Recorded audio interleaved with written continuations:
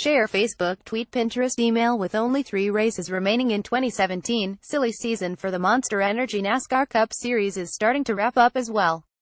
Bubba Wallace has officially been named the full-time driver of the Richard Petty Motorsports number 43 in 2018 and has handful of sponsors already lined up, including one for Daytona Speed Weeks. By all accounts, Eric Almirola will be announced next week as the new driver of the Stewart-Haas Racing number 10, with funding from Smithfield Foods. These two developments appear related. After all, Smithfield sponsored the number 43 and Almirola since 2012, and it seems an agreement was needed before Almirola was allowed to leave for SHR. The big question here is the manufacturer for RPM. Ford says it is negotiating with the team, but press releases from the team on Friday did not state an original equipment manufacturer or OEM for the No. 43, so where does that leave the rest of the garage?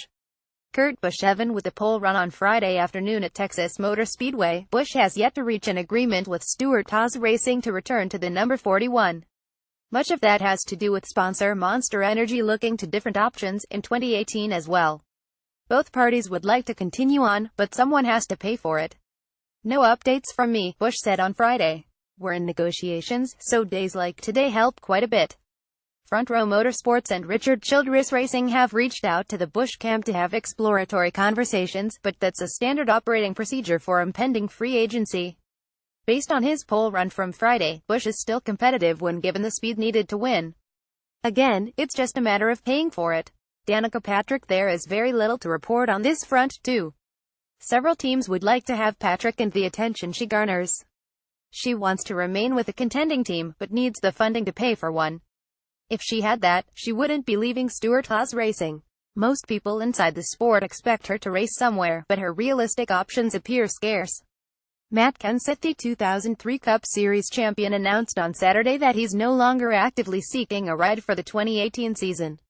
I don't know, the retirement word doesn't really make a lot of sense in this sport really, because it's not like the NFL where you get a pension if you officially retire or you do any of that stuff, Kenseth said. Mostly it's for people like Dale Earnhardt Jr. that got to fill the seat and have a sponsor and all that stuff.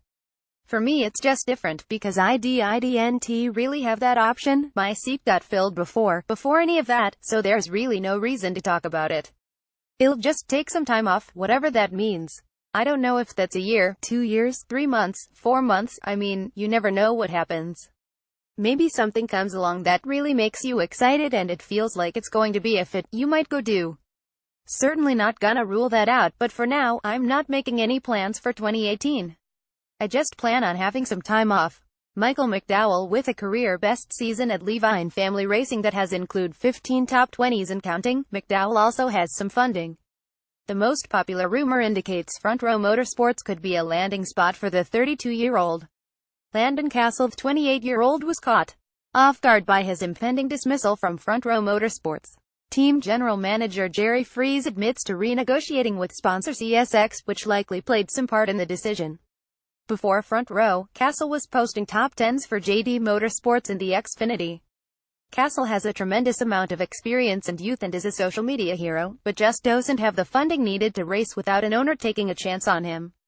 Thus the limited options. David Regan: Freese has indicated satisfaction with the 31-year-old, but also said Regan could choose to go elsewhere.